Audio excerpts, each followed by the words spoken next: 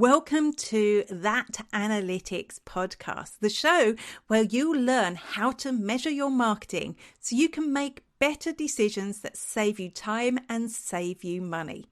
Who wouldn't want that? I'll be your host, Amanda Webb. In this episode, you're going to meet Louise Brogan, who I'm proud to say is a friend and also literally my business hero. She's just amazing. And we're going to talk about LinkedIn video, not just how you measure the results of your LinkedIn video. And she's got some really great tips on there. Simple tips as well, things that you know already, but maybe you're not doing, or at least I knew and I wasn't doing already. But you're also going to find out how you can use video to attract leads and follow up with those leads, which I think is really important. Now, before I share this interview with you, I want to ask you a question because I know this comes up. I wonder, or do you wonder if you should be spending more time on your analytics? Or do you actually think, what's the point of analytics? Does it really matter if you're not looking at your analytics? Does it really matter if it's not set up properly? Does it just seem like a whole lot of hassle to look at that when you could be happily doing whatever bits of your job you really love doing? Well, if so, I've put together a webinar that will help you get to grips with your Google Analytics so that you actually can see how it's going to save you time and money with your marketing. And it really, really does do that. You're going to find the exact reports and the metrics that you need to measure to see what's working in your marketing. And that means no more avoiding analytics. That means no more staring at that wall of data when you guiltily log in and think, I need to look at this. You're going to understand what's going on. So you can grab your free seat to this webinar now at spiderworking.com/webinar. So that spider, that scary 8-legged creature working like doing a job. So a spider doing a job.com/webinar. Now over to the interview with Louise. Welcome to That Analytics podcast, and my guest today is the amazing Louise Brogan, who is not only my business hero, but is also a good friend. So welcome to the show. So much, Amanda. Oh my goodness, what way to start? Now, we've known each other for a good few years now, and I think when I first got to know you, that was the moment that you were beginning to transform into becoming just the LinkedIn specialist. We'll talk about that in a moment. But I'd also like to talk about where this all started. How did you get into marketing? What was your path there? Because I think lots of us started in a completely different career. Yeah, no, absolutely. So back in the day, I was originally a software engineer.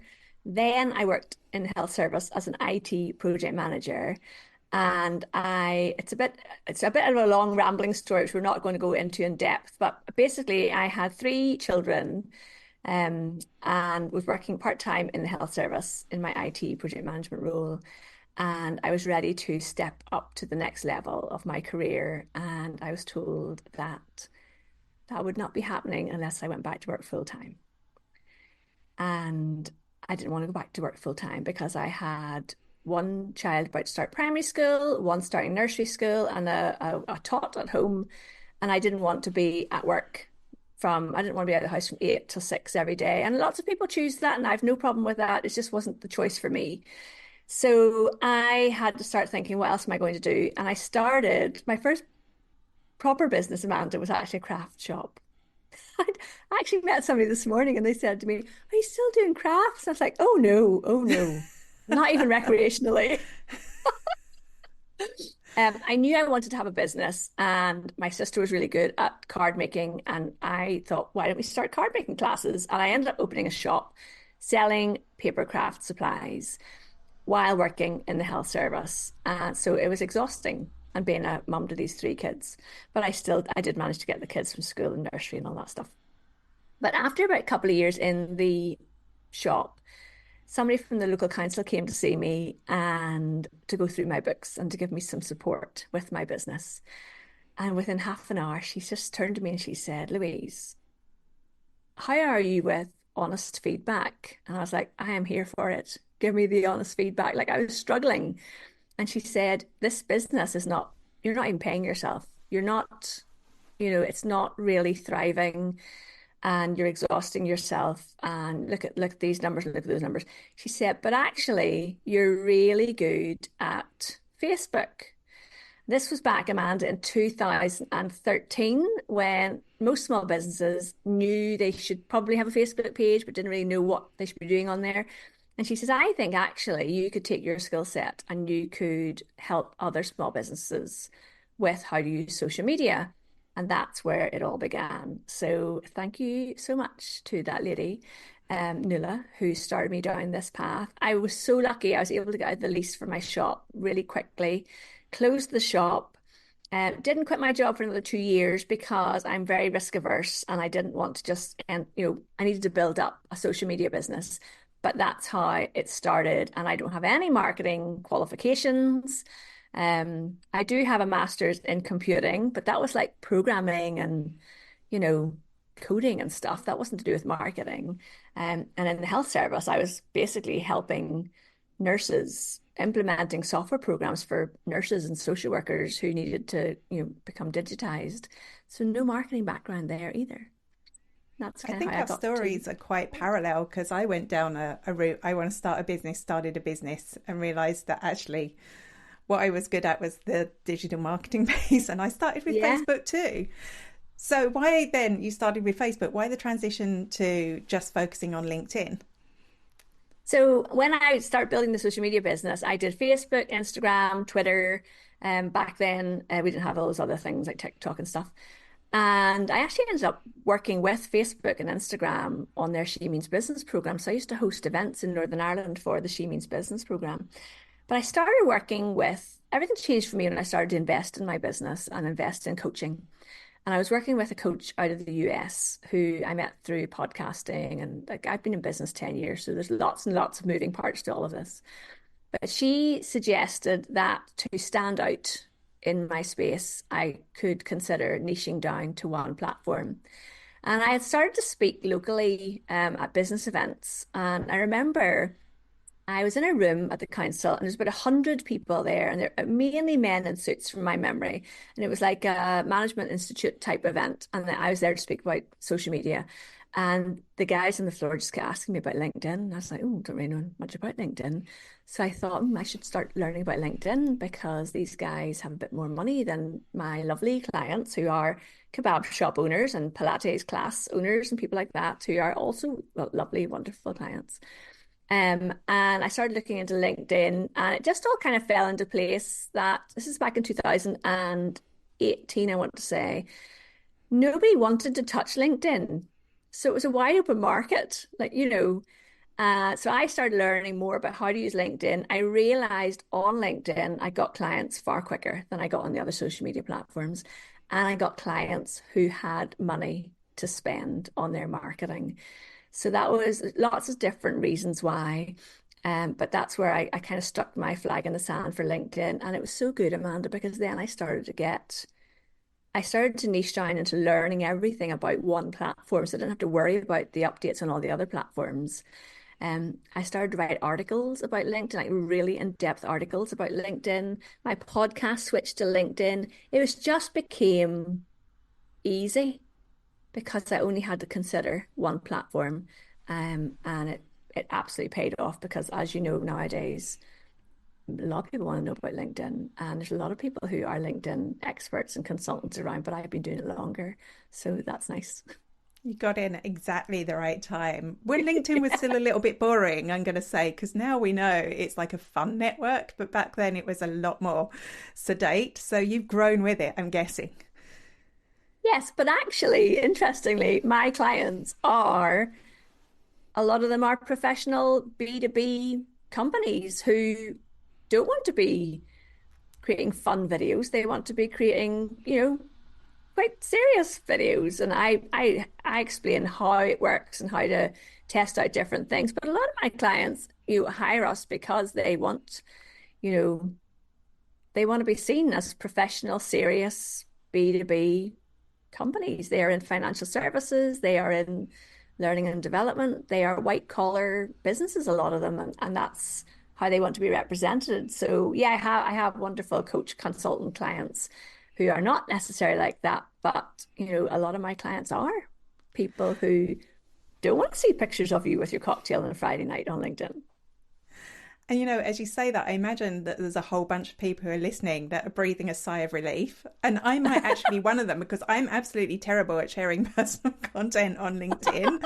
Like, I just want to tell you about analytics all the time, right? This sort of thing is about as personal as I get. So you saying that and saying a lot of people go, oh, thank goodness I don't have to be fun. Yeah, no, just like, honestly, how LinkedIn works best is get on there and share what you know most about in a way that helps other people. And they will be so grateful for it. And they will start to follow you because you become the person known for analytics. If I want to follow your, I don't know, cycle rides to the grocery store, I'll do that on Instagram if you're doing that. Which I don't do very well at all. Anyway, enough about me. So you've mentioned video, and that's really why I wanted to get you on, because you did a great session for our analytics day about video, and I know that's something you've been specializing in. So let's talk about that a little bit. Yes. So I am firmly both feet in promoting people doing video on LinkedIn.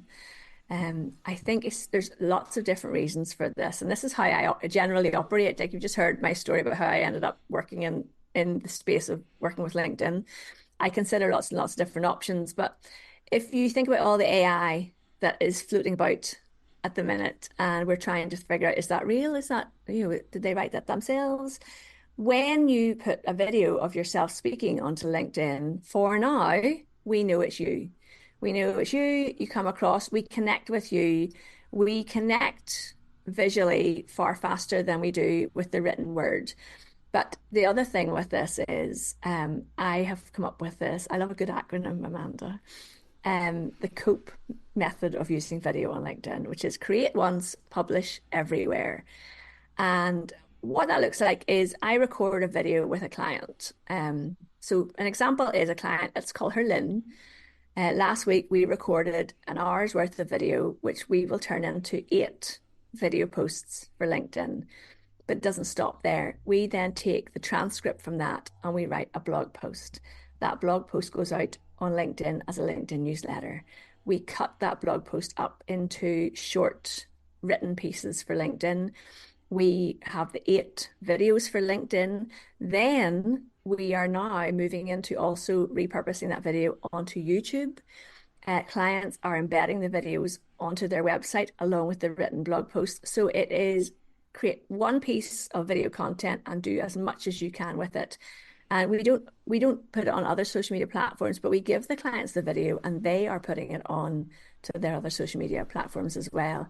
So it's just such it's that key pillar piece of content that you can take and chop up as many ways as you want and repurpose. And you don't just stop with, we create a whole month's worth of content from that 1 hour, but you could in 6 months' time pull those videos back up again and repurpose them and share them with a different angle in the post. So just keep using and using and using. And clients love it because it only takes an hour of their time in the month. So it's like, oh, okay, we need to market, we need to create marketing collateral. What do we do? Well, you give me an hour of your time and we will create a month's worth of content. Like, what business doesn't want that? But also LinkedIn loves video. I don't know if you've seen yet that they have got a new vertical video stream. If you're listening in North America, I think it's in Canada as well as US right now, there is a whole brand new news feed in LinkedIn for video. We don't have that news stream, but if you start watching a video on LinkedIn on your mobile and you scroll up, suddenly you are in, I think of it like swimming, and swimming in lanes. Do you know if you go in the lazy river in a water park and you're coming in like the wee feeder lane and suddenly you get swooped along in the current of the main lazy river? So it's kind of like that. You're kind of swooped in. Once you start watching a video, you're swooped into this vertical video feed. So LinkedIn are really invested in video as well. So it's a win-win for everybody. Now, I'm going to roll back a little bit because I had a question came up when you were talking about your repurposing, because this is something I'm trying, and I know probably a lot of other people are, because this is what we're told we should do, right? And I was really good at this when I did the digital coffee, but now I'm a bit stuck because I have this new show.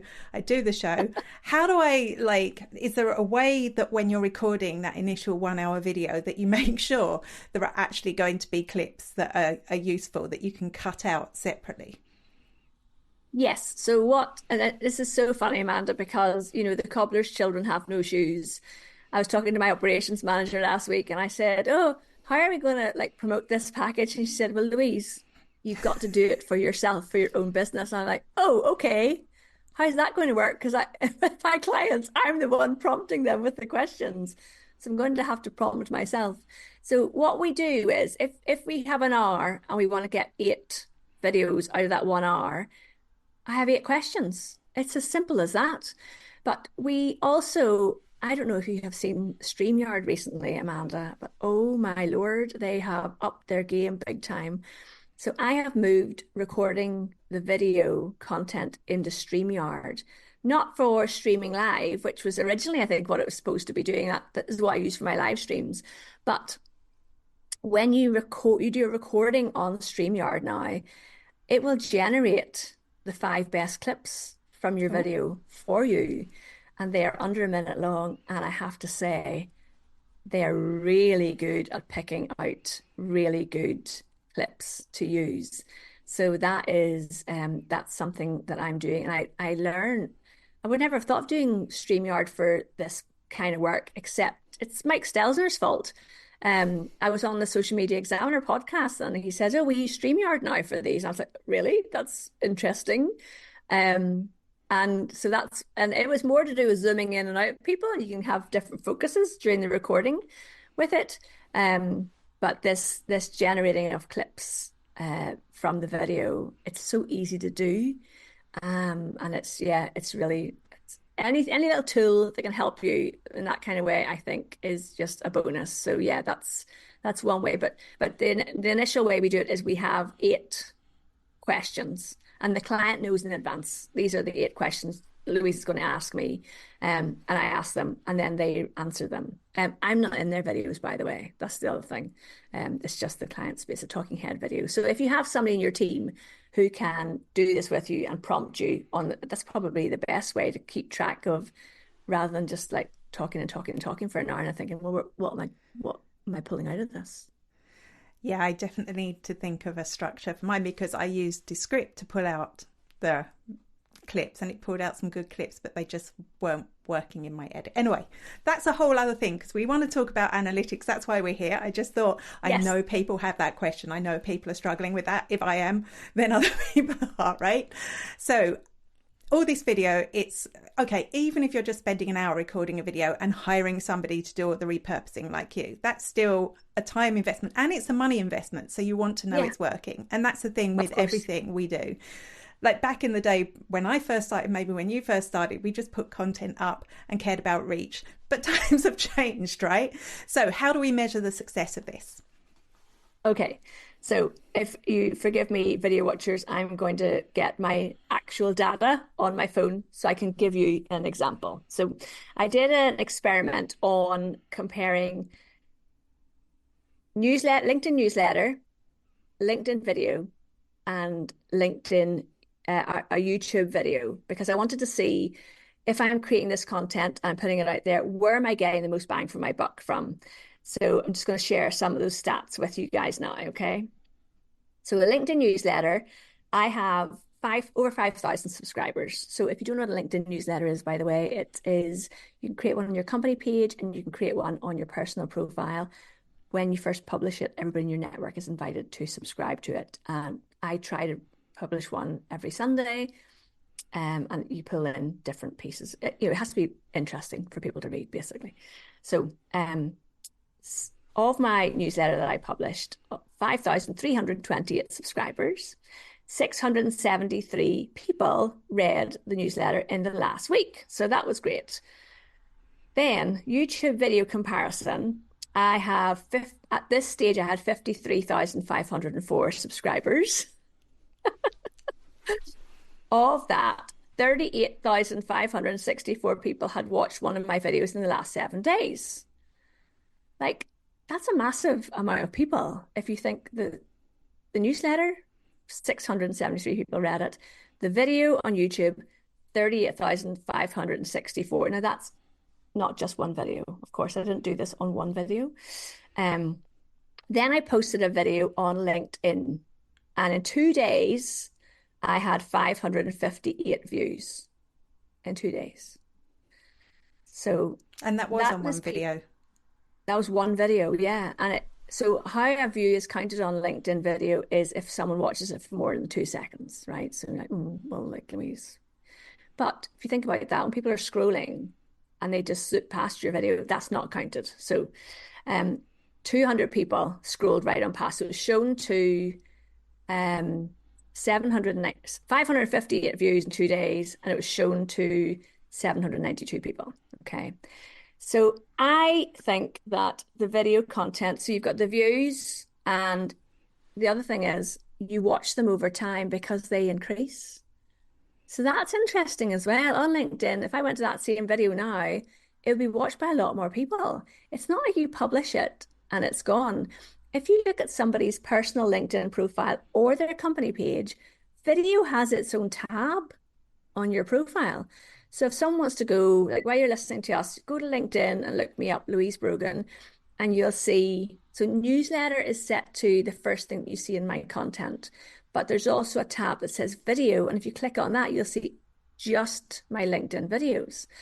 So people kind of go through them like a little library. So it's not like other social media where if I put a video up on, say, Instagram or something, it's kind of gone. People aren't going and looking at it. So I think that's really powerful. And also thinking about people who watch video on LinkedIn, they're really interested in the topic because, as you say, there's a lot of stuff on LinkedIn. There's a lot of fun stuff on LinkedIn. So for 550 people to want to watch my video, which will have been talking about something to do with LinkedIn, it won't have been like, me trying a unicycle and falling off or something silly. Although we would like to say that. Because I would fall off. So it's really specific. And, for someone who has been focused on LinkedIn since 2018, you might go to my profile and go, oh, she's only got like 13,000 followers or subscribe or, people in her network. I'm not here for 100,000 people on LinkedIn. I'm here for people who want to learn in the way I teach on LinkedIn. So again, that's another piece of analytics that I think is really important. The people with the largest following might not necessarily be giving you the advice that would be tailored to you and your business in a way that you want. So there's lots of moving parts in the LinkedIn analytics. I do like to see my LinkedIn newsletter subscriber base increase, because usually in that newsletter, I will embed videos into the newsletter as well. But in that newsletter, it will be focused on a specific message, and there is always a link to book an inquiry to talk about whatever I've talked about. So if I've talked about why I use LinkedIn video, or this week I wrote about how to repurpose your video content, or I think I did actually talk about capsule podcasts as well. How to create a piece of content and create multiple pieces of content out of it. And at the bottom of that, there'll be an invitation to work with me.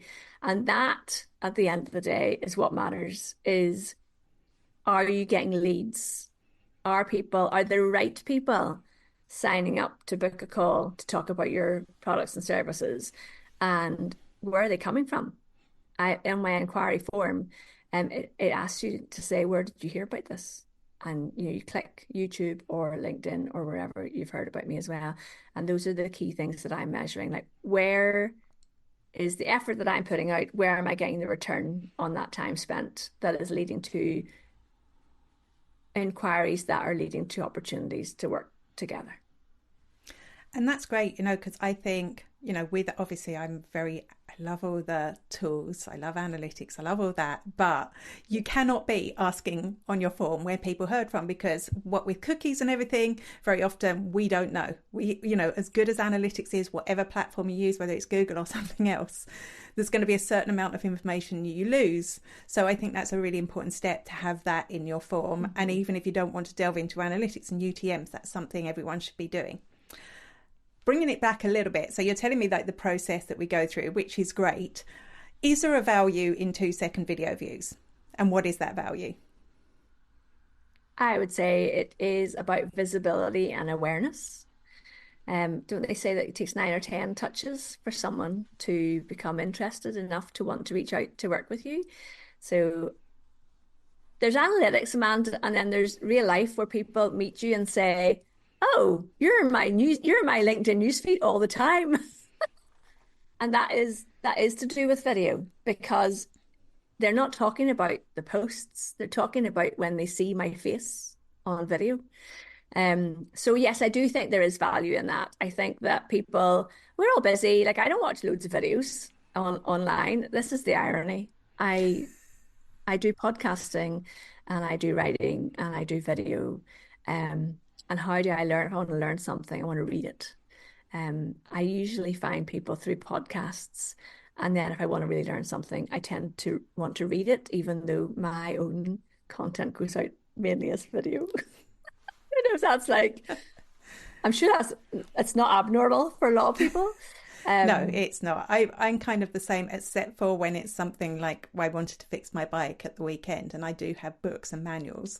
But sometimes you need to see it on a video to know how to do it properly. And sometimes with analytics, it's the same. I need to watch someone's video. But yeah, totally there. And I'm also totally there. I was challenging you, but not in a difficult way, because I know the answer, right? People see your face. They get to know you. They get to know they want to work with you, even if it's for 2 seconds. And you do get that when you go to events. People, as somebody who's been visible on video a lot, I always get people that will say they know me for video, or feel like they know me because they've seen me on video. So I just kind of wanted to say to people, a 2-second video view, that's more important than I kind of like dissed reach earlier. I also think reach is sometimes important, but that's another day's discussion. But a 2-second video view is worthwhile. It's you, it's your moving face. And it is at least 2 seconds as well. It's not all those 500 whatever views you got were exactly 2 seconds.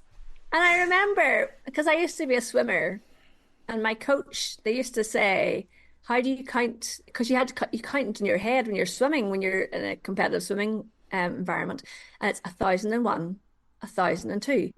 That's actually, it's not like 1, 2. You know what I mean? Yeah. 1,001, 1,002. That's enough to pop up on screen and someone to go, "Oh, she's there talking about LinkedIn again." Right, I'm off to meet my friend for a muffin and a coffee now. But then when someone says, "Oh, we need help with our LinkedIn," and they'll say, "Oh, that's what Louise Brogan talks about on LinkedIn. Have you seen her stuff?" So it is long enough to be noticed, I think. Like, can I just say, a lot of people watch them for a lot more than 2 seconds. Yes, exactly. Some people are watching all the way through. It's just that's the minimum amount of time they've watched for. Yes. Yes. Okay. Is there anything else metrics-wise that LinkedIn offers us around our video views? Or just videos in general? Yeah, no, they definitely do. Again, I'm going to pull up on my mobile just because I want to get this right for you guys. Okay, so while Amanda and I are talking about this, I wanted to pull up the screen just to walk through it, not on the video on YouTube, which if you're watching us on YouTube, hello. But on your video analytics, you've got your impressions and your unique views. Your impressions are the numbers of time that LinkedIn has served your video up to your audience. So I'm just looking at another video that I've got that is under a minute long, that posted 1 week ago, and it has 1,262 impressions and 756 unique views. So the impressions, it served it to 1,200 people, and out of that, 756 people watched enough of it to be recorded. It then says that's 160 minutes viewed. So actually, for that video, because it is under 1 minute long, that means 160 people may have watched the whole thing, or else maybe out of the 560 views, people watched at least half of it. It doesn't tell you exactly that.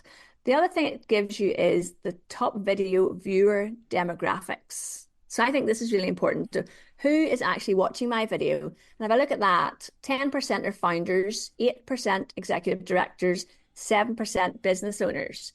It'll also tell me the top demographics. So mine are Belfast, London, Dublin, and then Manchester. And then it will also tell me companies if that's available. So then it says, who viewed your profile since this post? Now, I find this really interesting because it actually gives me people's names, which I'm not going to read out on the podcast. These are second level connections who have looked at my profile since this post. And out of that, one of them actually looks like somebody who would be a perfect client for me. So then I would go in and I would send that person a connection request and say, hello, remember my example earlier was somebody called Lynn. This person's also called Lynn. So, hi, Lynn. I would look at their profile first and I'd see what we had in common and then maybe send them a LinkedIn connection request. So it's always worth going in and looking at your actual, that's on the individual analytics on the individual video post. So who's looking at you? Where are they? And are they your ideal client? And when it names those people who've gone, so they've seen the post and they've gone to look at my profile and it's related to that video post, of those people, are there any of those people who fit my target ideal client? And one of those people does, and that would be somebody I would reach out to. And to me, Amanda, that is like a really, really strong lead. The other two guys look like they are I get bombarded is not quite the right word, but I get a regular influx of people who are video editors going, hi, Louise, I looked at your channel. This is everything that's wrong with it. Would you like us to help you? We could get, I'm not getting into this conversation now, but I had something like that happen recently. I just blocked the person. It was like, oh yeah, insult me. That's going to work. Yes. Well, people are being taught this. So I listened to a podcast this morning and someone was talking about this. It's a book. It's called Recession Proof Your Business. And this is what you do. And this guy's literally saying, reach out to somebody and tell them 3 things that you can fix for them for free. And then they'll hire you. And it's going, don't think that really works with me. Maybe that works in different cultures. Yeah, doesn't work with me either. Just in case anyone's thinking of leaving a comment. Please don't. Anyway, as I said, so I love this. Why I love this is because, yeah, we can go, woohoo, I got all these video views, but we can actually see what percentage of those video views are relevant. Even if they're not like a direct customer, are they even falling into the right industry? Are they the sort of people that might pass your information on? And then how many of those are actual potential clients that you could follow up with. So it's not just a 2-second video view. There's so much more we can see out of it. And because they've seen you on video for 2 seconds, when you do message them, they're going to feel like they have that stronger connection. Like I'm a big advocate of video for exactly that reason. And the other thing, Amanda, is LinkedIn is definitely a long game. So here's another example of a real story I'm currently in, and by the time this podcast is aired, hopefully I'll be working with this person. So I have been in the same online community with a person for probably as long as I've known you, actually, and they were working for themselves and now they've gone into a role working as a like a global marketing lead role. And they've been watching me on LinkedIn, and they reached out to me and said, Louise, our CEO needs some help with LinkedIn, and da da da da da. How did they come across me? Because I am so visible on LinkedIn through my video content. And we've had the first sales call, we've got a second sales call coming up, and I'm feeling really so positive about this potential work together, because they have known me and followed me and been connected to me for 6 or 7 years. Now, I'm not saying if you start doing video on LinkedIn today, it's going to take you 6 years to land clients. Hopefully not. Hopefully not. In fact, one of my clients who is based in China found me on YouTube, reached out to me, and we started working together within a month. So of course it happens that way as well. But there's something to be said for building a network of value on LinkedIn. And that, to me, that is some people who if you went out to a conference, you would love being in that network of people. You would have stuff to talk about. You'd be interested in what they had to say. They potentially could be a source of leads for you or people that you might refer your clients to. And that's the kind of network I have built up on LinkedIn. So people who connect with me or send me connection requests who look like they're about to try and sell me their services that I haven't asked for, I just don't connect with them. I'm quite happy to say no, reject that connection request.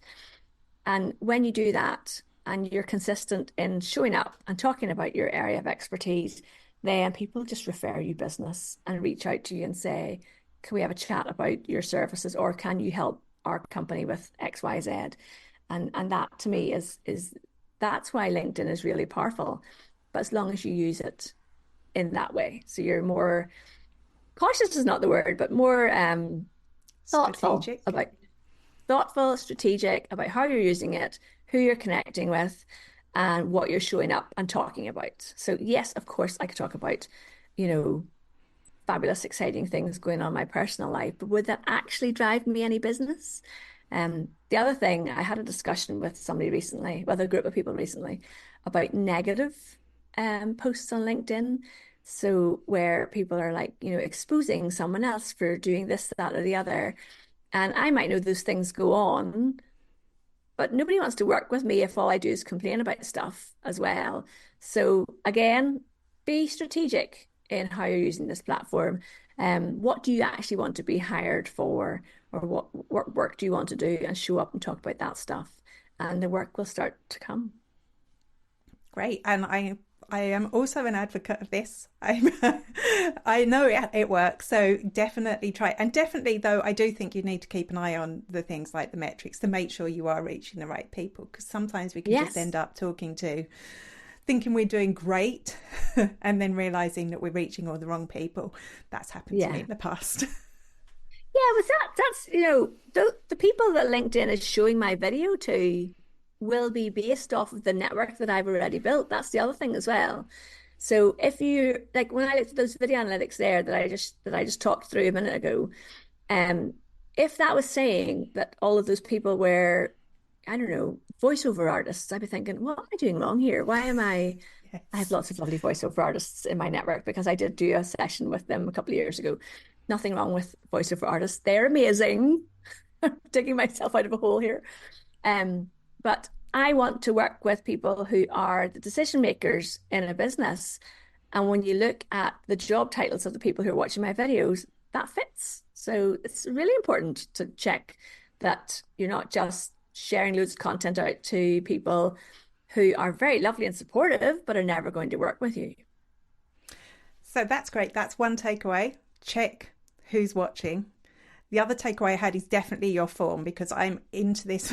I'm kind of going, do I have that on my form? No. But definitely you need to track down. I will always ask on a call, where did you hear about me from? For various different reasons. Like, yes, I want to know what's working, but also sometimes affiliate links don't work properly. And I want to make sure that everyone who sends me affiliate traffic is getting paid correctly, you know, so there's always that as well. Analytics doesn't do that all the time. It does it some of the time, but because of cookies and ad blockers and all sorts of things, it's important to ask that question. Thirdly, you gave me a tool. I told you I was going to ask for a tool, but you gave me a tool, which is StreamYard. I'm a big eCamera person, so I'm not moving, but it does sound enticing. I love the fact that it automatically picks that stuff up for you. And I think you have another tool suggestion, which I may have already mentioned. Yeah, so when we use StreamYard, we don't stop there. We then go to Descript. And StreamYard actually is starting to do the edit by transcript as well. So watch this space. But we go to Descript to, like, as an aside, Amanda, what do you think about Descript's name for their AI being Underlord? I was going to say that. I was going to say at the end, I absolutely love it. It's like every time I see it, it makes me smile, because I often talk about in like, you know, in amusement, I talk about AI overlords. I don't really, you know, buy into the whole they're taking over the whole world thing. I just for fun. But yes, I love it. AI Underlord from Descript.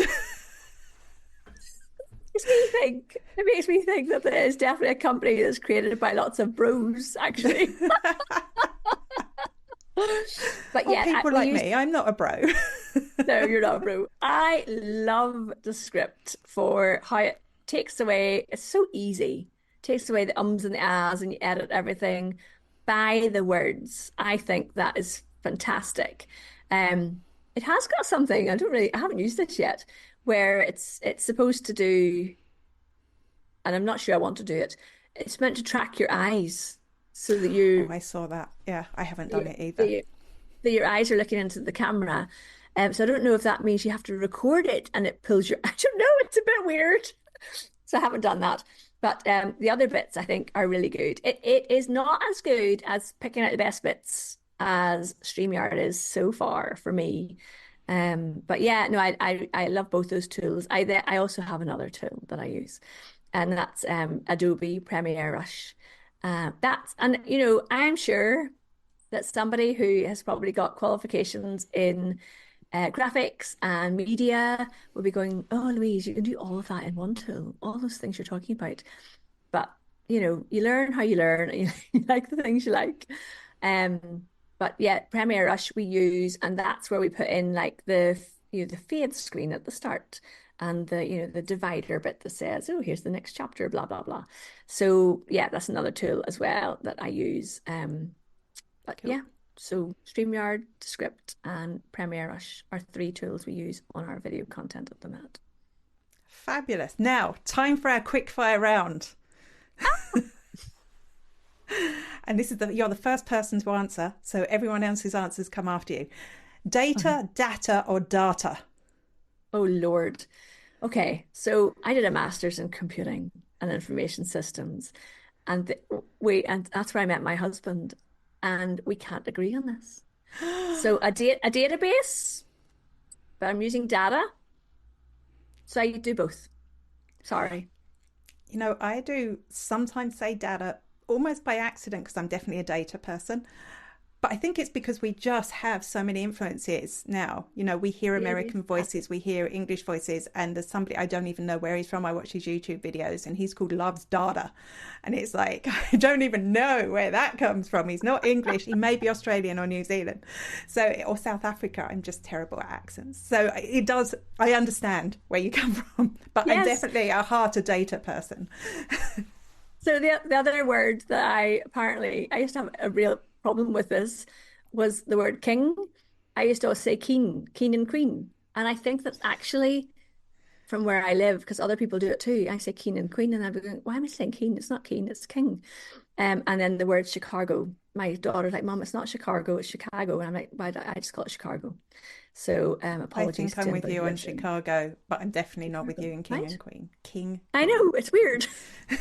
But that's So I'm saying that's like to regional ask me differences, right? to ask me for data or data because I use both. Cookies. When a website asks you for cookies, do you dunk or delete? It depends what the website is. What would stop you? Um, oh, that's such a good question. If I'm looking for something, just a quick look for something that I'm not normally looking for, then I reject them. I also, this sounds really weird. It's how they ask. Would I would say yes or no.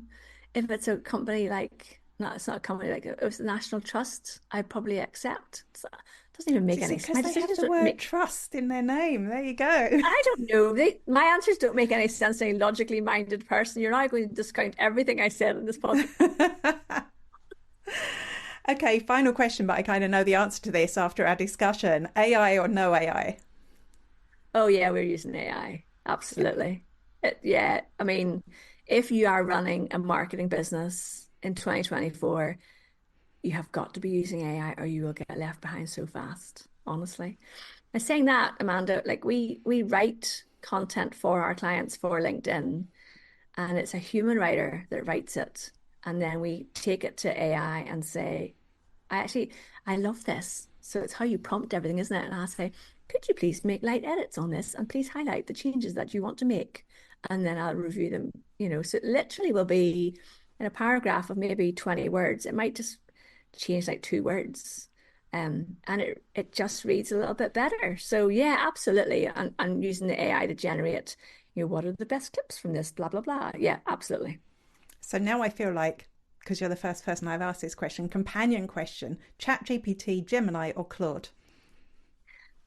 I have only used ChatGPT out of those three. Well, there you go. You're a chat. I don't think it matters. I use ChatGPT and Gemini Yeah. basically because I do training for Google. I started on Yeah. Gemini and they do kind of give you different results. I haven't used Claude yet. I did delve or dabble in Claude because I think Anne Handley, who writes an amazing fortnightly newsletter, she mentioned it. So I went off to look at it.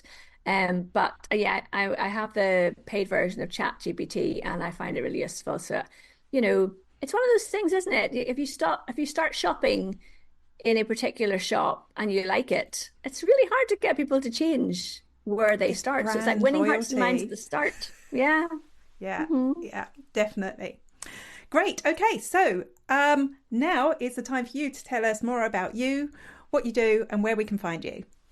Absolutely. So you can find me on LinkedIn at Louise Brogan. You can find me on louisebrogan.com and you could come and join me over on YouTube because my whole channel there, it's called Raise Your Visibility Online rather than LinkedIn because actually I talk about other stuff on there too, you know, how to use Calendly and booking software and stuff. And I have a free download for anybody who would like to know a little bit more about using video on LinkedIn or LinkedIn in general. And that's, you can grab that if you go to louisebrogan.com/that analytics show. Woohoo! Love it. Love it. I feel. And of course, you'll get all those links. I'm not even call them show notes because I'm writing a big blog post on this. I'm using AI to help me. Fabulous. So you'll get them in the blog post and that should translate into show notes once I've worked out how that works. So thanks for joining us. Absolutely delighted to have you, Louise. Have a fabulous day. And thank you so much for inviting me. And we'll see you soon. Bye-bye. How cool is Louise? I definitely feel like I should be putting more videos on LinkedIn now. I've been a little bit lazy of late and I don't remember the last time I put a vertical video up. And as you'll have seen, that's become really relevant lately. So thanks a million to Louise. If you want to find out more about Louise or access any of the resources that she's talked about in this show, you can go over and access all the notes from today's show at spiderworking.com/tap2. spiderworking.com/TAP2. In the next episode, we're going to be talking to Cam Chohan, who is an amazing networker. Yes, she gets business through networking and not just by turning up at every single networking event there is.